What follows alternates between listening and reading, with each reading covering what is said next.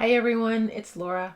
I want to bring you some more encouragement and hope during this time of physical distancing due to COVID-19. If you do find some hope, I invite you to like or provide a comment below or subscribe to the channel. Today I want to look at a verse on love. 1 Corinthians 13, 4-7. Love is patient and kind. Love does not envy or boast. It is not arrogant or rude. It does not insist on its own way. It is not irritable or resentful.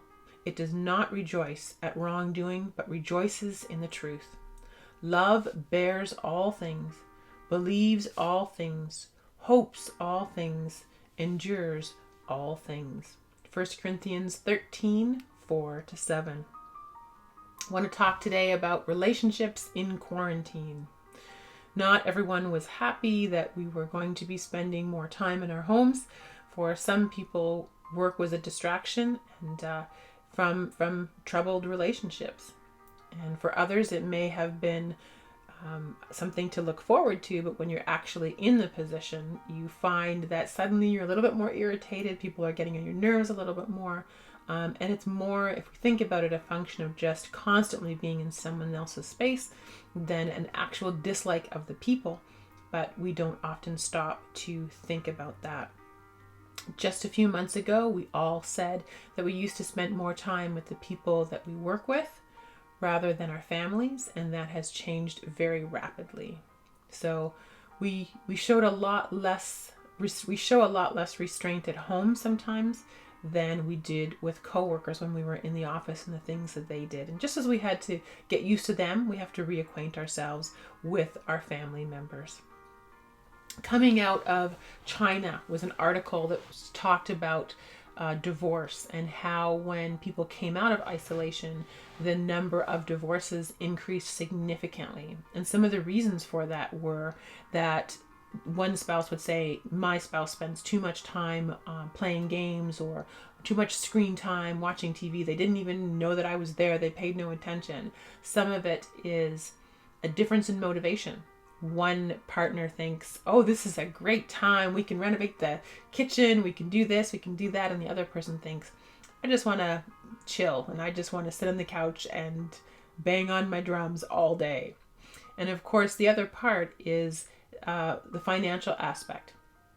In many cases, there's been job loss or a possible job loss, a threat of job loss, and that has added to fear and worry. And that leads to couples having to decide how to spend money. And money is something that we don't often agree on how to spend together. So I want to just revisit this passage. It's something that's read at weddings, but humanly speaking, we don't often come back to it after the marriage to see how we are measuring up to this verse. So if we start this, I basically would divide this verse into three sections. The first talking about what love is, then what love is not, and then what love does. So it starts off and it only lists two things that love is. It defines love as patient and kind. And patient would mean slow to anger, not reactionary, not like me at all, basically. And kind is doing something that the other person would appreciate. But what's interesting about these two words is that they are actions and that they are not emotions. It doesn't say how you need to feel or how you need to make somebody else feel. It gives you actions that you must do in order to express love. The other interesting thing about that is it doesn't have a proviso of when. It doesn't say you are to be patient when. You are to be kind when. Because I can do the when part. I can be patient when you are patient with me. I can be kind when you are kind to me. But it's a lot more difficult to be these things when someone is annoying us or someone is not doing basically what we want them to be doing at that time. The second part, which is a longer list, lists things that love is not. Does not envy or boast. It is not arrogant or rude. It does not insist on its own way. It is not irritable or resentful. It does not rejoice at wrongdoing, but instead rejoices at the truth. And this tells me that love is a lot about overcoming. It's a choice. It's an intentional choice. And it's not our natural way of doing things or how we typically act. When we are born, we begin talking, and the first words out of our mouth are no and mine. And that's pretty much the rest of our life, how we live it if we aren't taught elsewise. We say we want the other person to do what we want them to do. And some of us say, why should I make changes? They should make a change. I'm always the one having to forgive. I'm always the one having to make a decision to better our marriage. Well, if you don't, maybe no one else will. Maybe they will step up. But do you really want everything to fall apart because you didn't want to make a decision, because you were too tired to do it? So I want to encourage you to look at the other person's perspective as well. The main issue is that we have all been disappointed. And all of us actually have been disappointed. If disappointment is the gap between expectation and reality, then a lot of us have been through or lived or are living in that gap. If I asked everyone to stand who has been disappointed, there'd be very few left seated. Some would stand because they have massive bruises and pains, mentally, physically, emotionally, that they bear. Some would stand because they feel that their dreams have been killed. Maybe they were killed because of the other person. The other person didn't want that, or the other person didn't like that. The other person shattered it. Maybe it was death that took away that dream. Maybe it was a sickness that took away what you had hoped to accomplish. Or maybe it was job loss that led to a loss of resources that didn't enable you to accomplish what you wanted to, or what your plans were. But regardless, I don't know one person that I've met that has said, how I planned my life is exactly how it came out. I don't know one person. So that means that all of us have experienced disappointment, and all of us have had frustration in our lives. Yet we very much feel that it's only us when we are in that moment. And I would have to say that I could stand too as someone who's been disappointed. And that's because I've had angry days, I've had frustrating days, I've had lonely days and days of tears. But as I was standing, if I would take a minute and turn, I would have to see that my husband would stand too. And that's because I have caused him hurt as well. But when we are in that moment of hurting, we don't think that the other person is hurting. It's much easier to just place the blame on them than to recognize that we have hurt them. And that's why I think the largest list in this text is about overcoming things that love is not, that we need to learn are not what love is and that we should not be doing. And the last section talks about what love does. It bears all things. And that word bears means covers. And the question is, do you cover for those that you are in relationship with? Or do you point out their mistakes? When they're late, do you say it was them that made us late? What do you do that covers, that shows your spouse, your child, your friend, that you cover for them? Love also believes all things. And I think sometimes we don't even believe that the intention of our spouse was good. Sometimes they don't say the right words. In fact, a lot of times they don't say the right words. But if we look at the intent, were they intending to harm us, or was their meaning good, their intention good, but the way that the words came out poor, perhaps? Sometimes we need to give our spouse more grace than we tend to do naturally. And the last one says that love remains in place. It endures, it remains. And sometimes we want to flee. And I think sometimes we even flee emotionally. So some of us continue to be in relationship and we pride ourselves that we're still married, but emotionally we have left a big void in the life of our spouse. And I want to encourage you that all of us have felt some of these things at some point. And if that's true, that means that it can't be your personal marriage that's so wrong, because there has to be a bigger explanation. Indeed, it almost seems that someone would have declared war on marriages. When sin entered the world, the first thing that was affected was relationship. And I don't think that was in error. So could it be then that it's more than mere coincidence that all of us have struggles in relationship?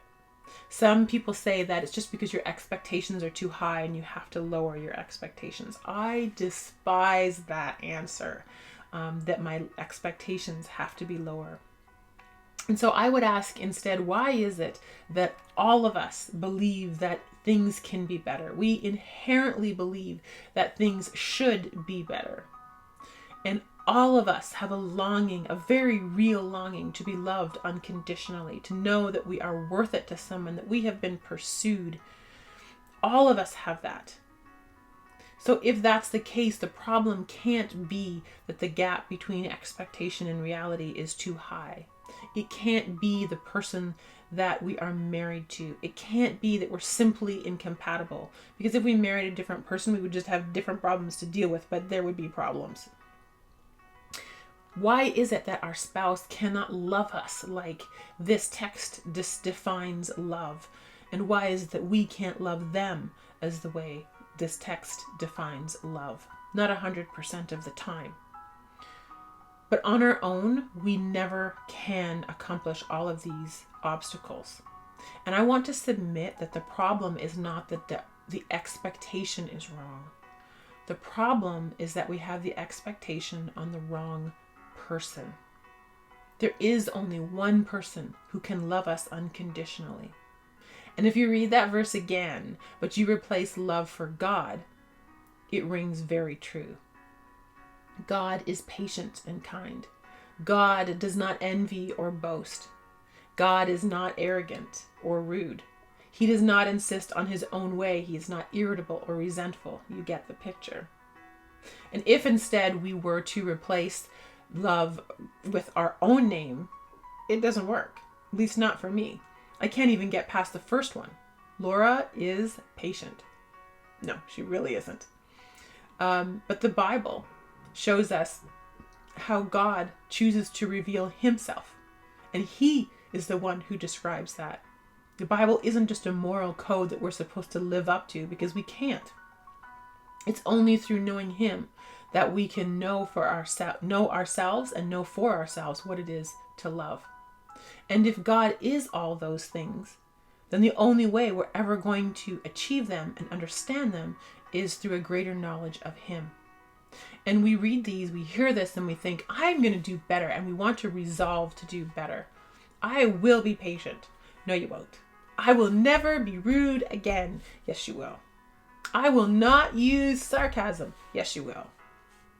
You may get better, but you're never going to be able to love that way 100% of the time. None of us can.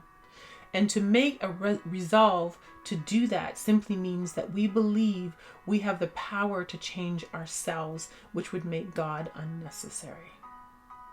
It's not resolution that's needed, it's surrender. We need to let God take control of every area of our life, including our relationships. We need to ask him to teach us how to love.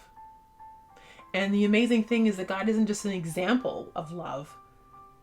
He's the source of love. And we have access to that source. He has said to us, I have loved you with an everlasting love. And we know that the steadfast love of the Lord never ceases.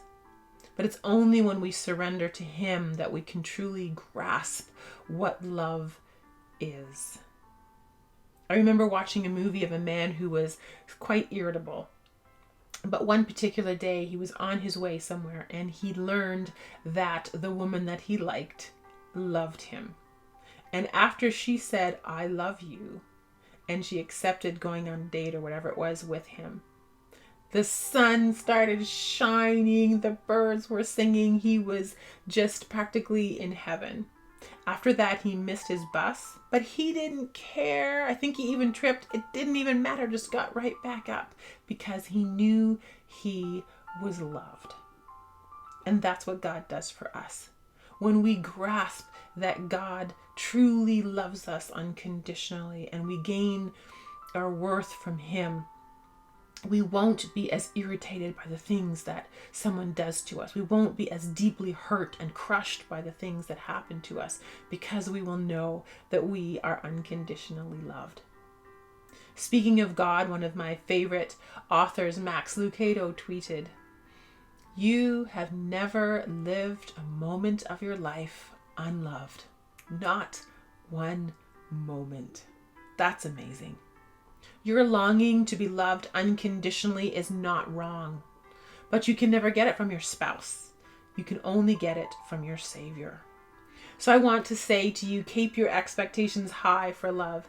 Keep them, though, on the right person. And I want to encourage you to ask God to teach you how to love, to show you ways to be kind, and to overcome our natural tendencies of selfishness.